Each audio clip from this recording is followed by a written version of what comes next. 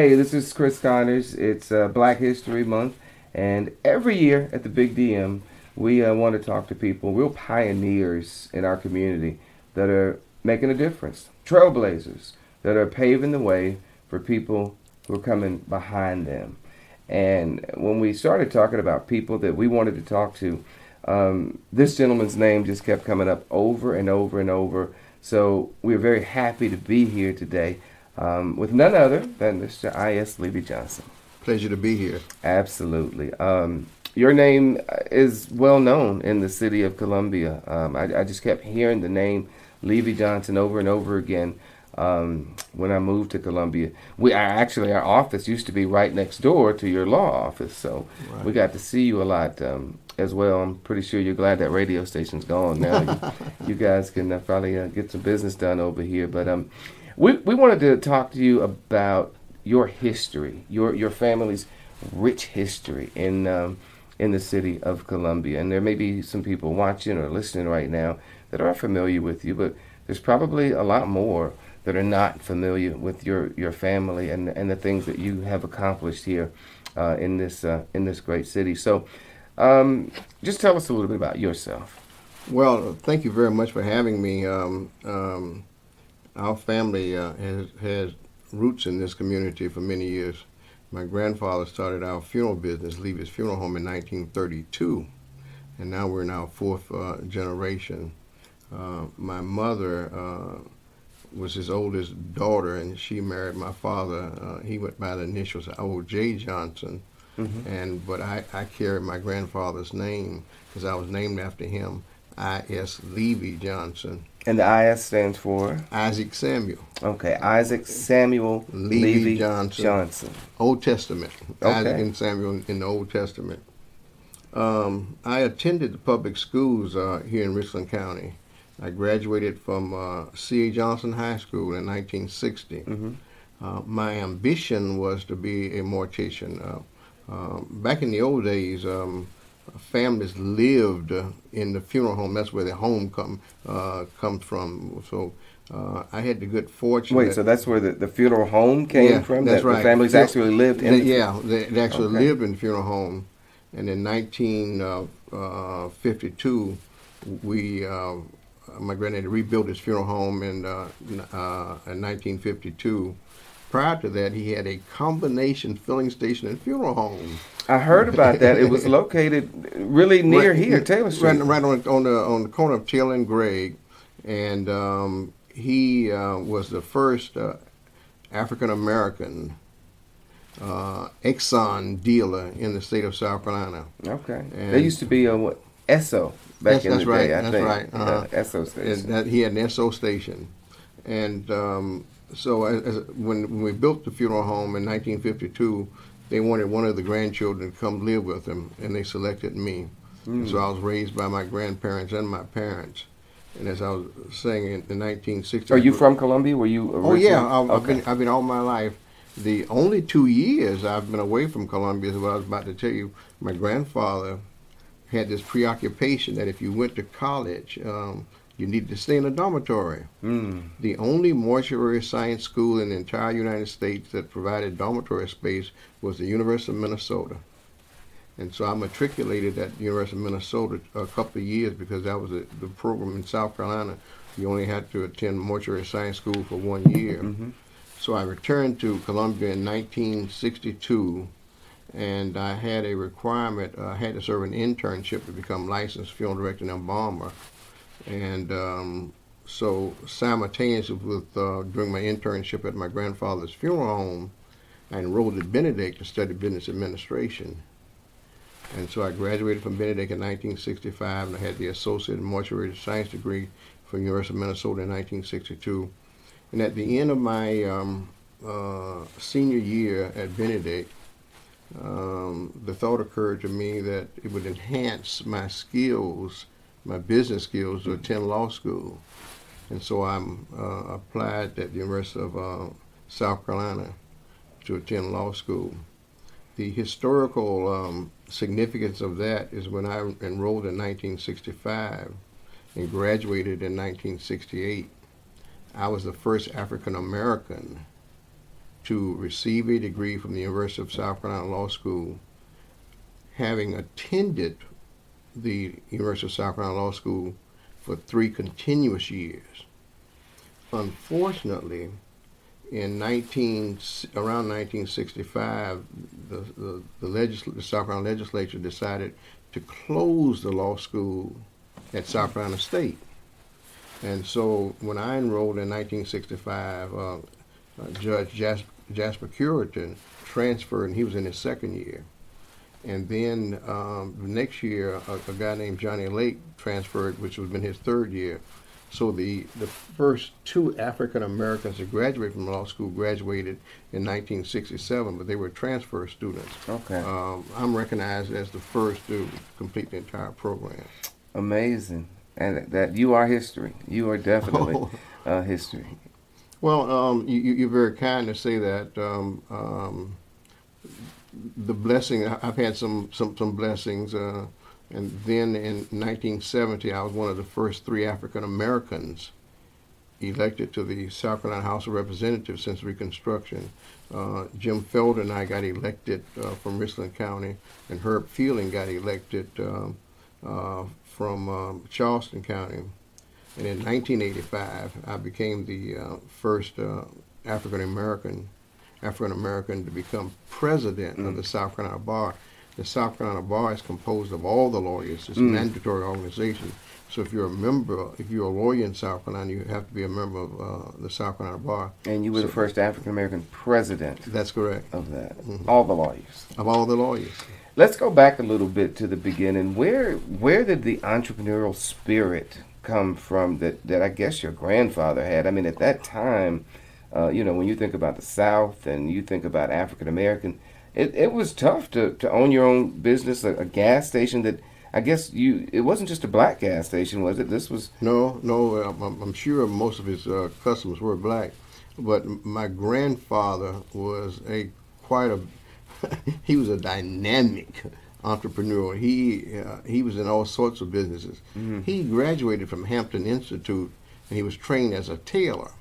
And so his first venture was in the tailoring business. Then he had a department store in the 1100 block of Washington Street. In the old days, the Washington and Assembly Streets were the sort of the black mecca. All sorts of black businesses were in that area. Barber shops, beauty parlors, restaurants. And that was Washington and... Yeah. It extended from Main Street down to Park Street.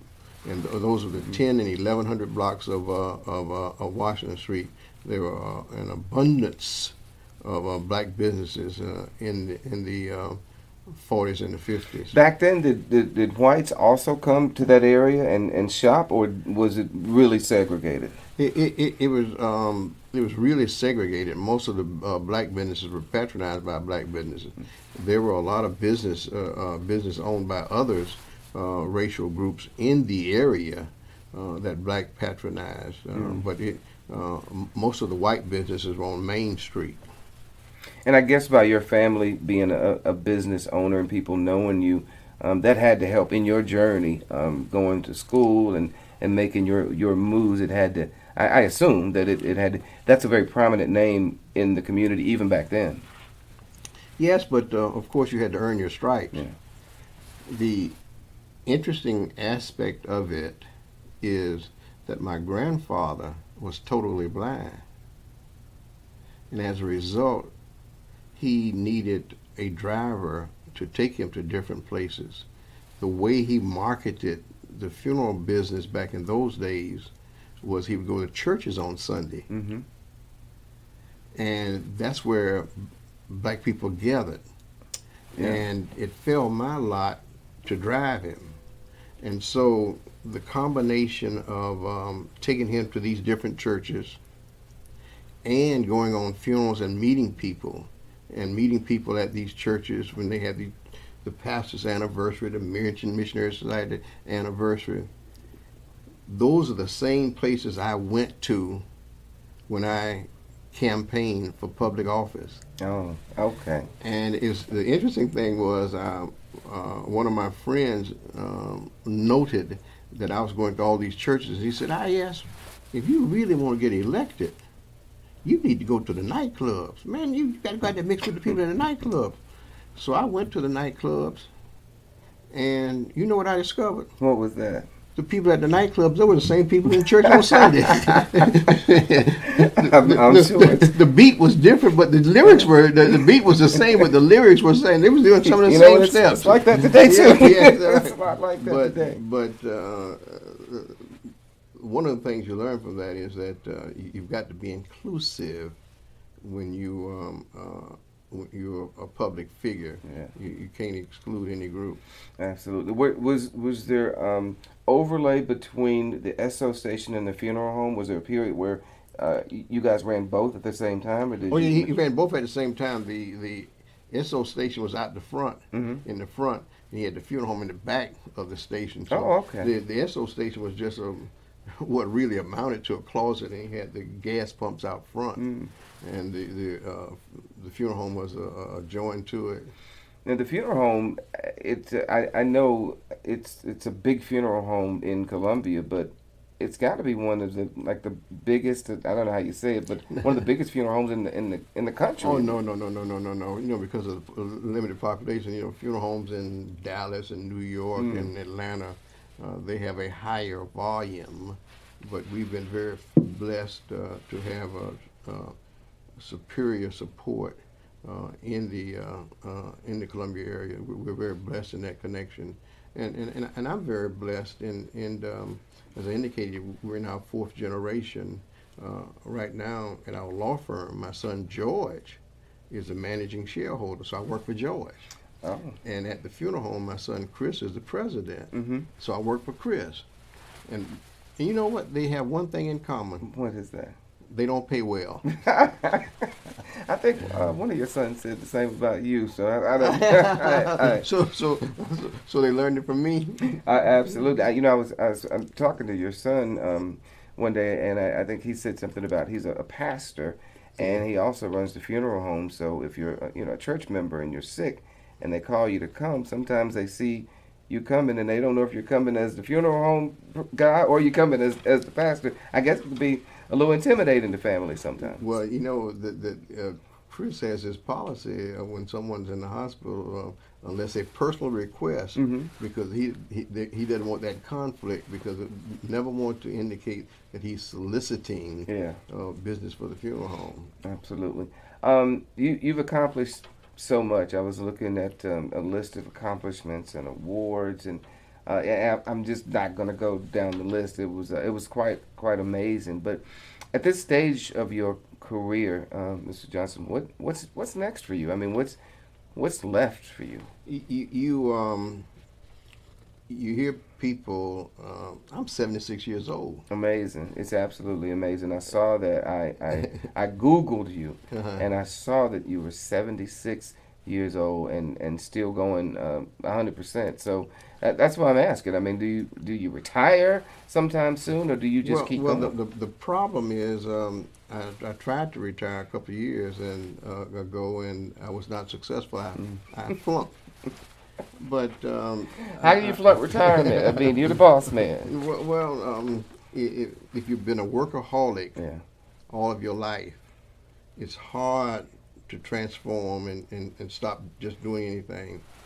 When I was a young man, my grandfather made me work at the funeral home every day and every other night. As I indicated, when I was a student at Benedict, I go to class in the day and I work at the funeral home at night.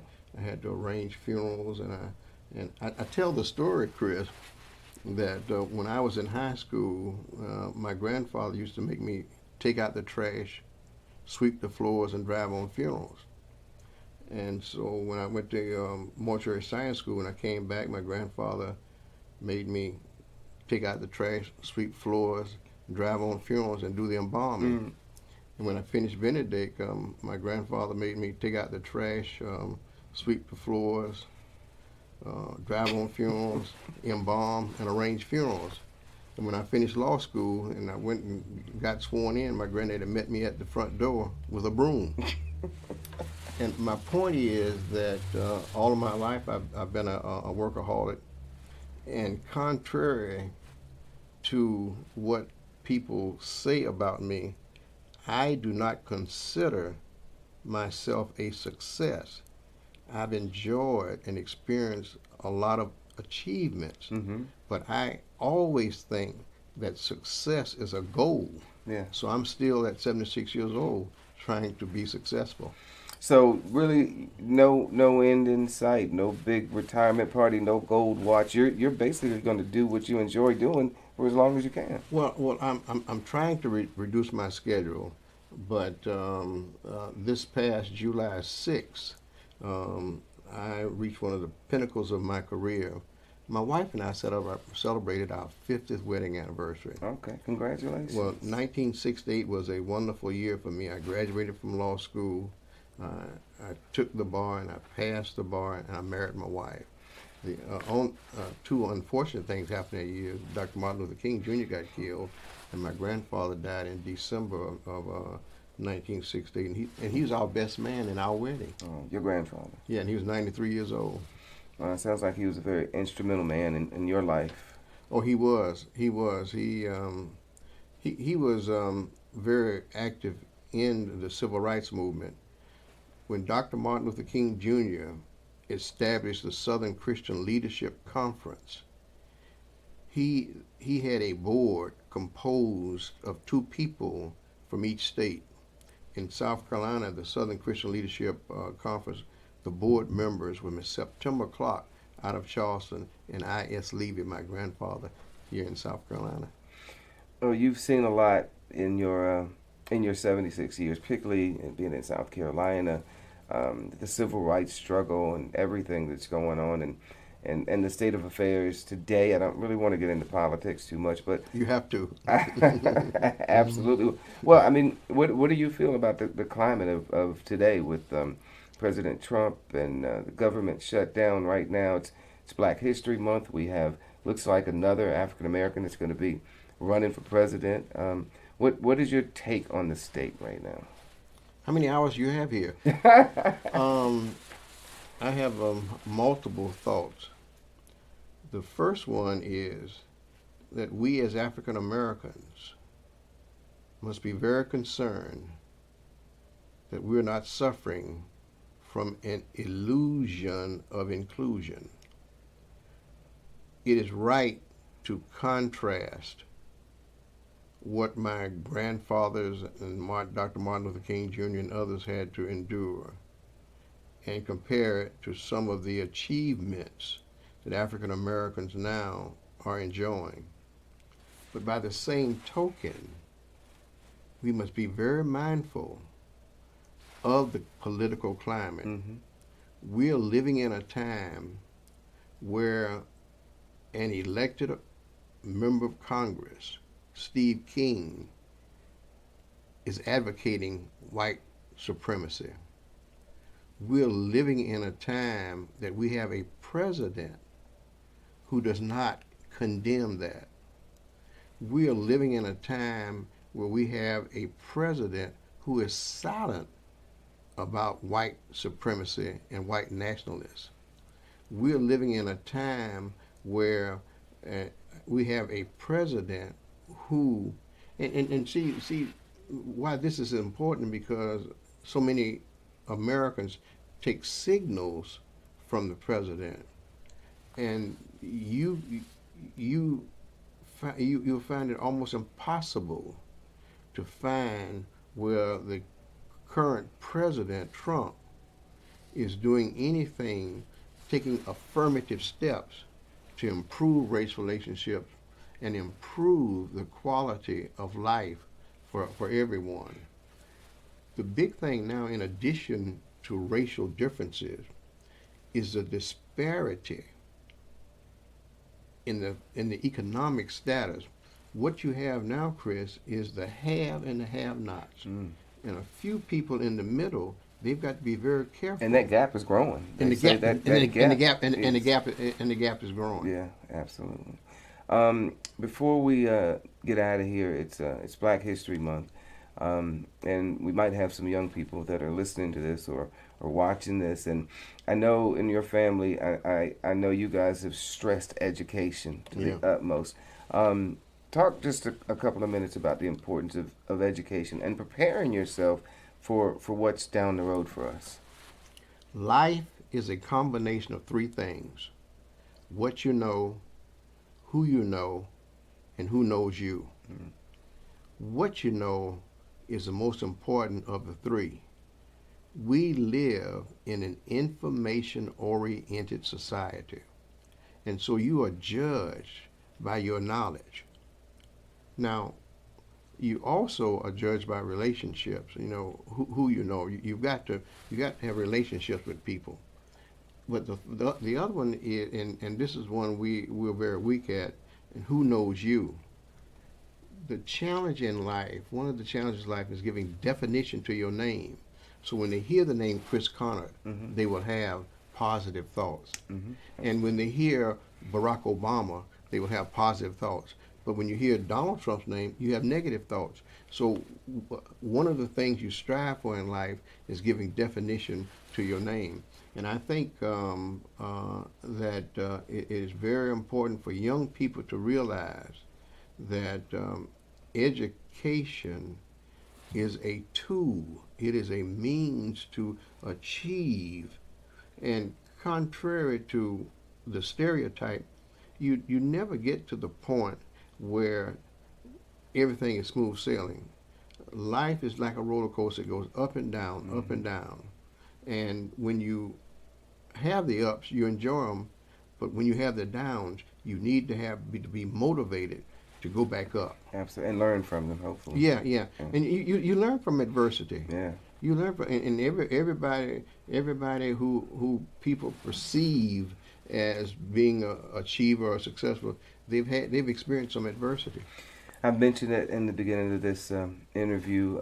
Trailblazer, pioneer. I don't think we talked about it, but I do know a man of God, father, family man. It's been an honor to talk to you. And grandfather, I had a grandfather. And grandfather. All right, Thank you for spending time with us during this Black History Month as we celebrate I.S. Levy Johnson. Thank you very much. It's been a pleasure. Thank you.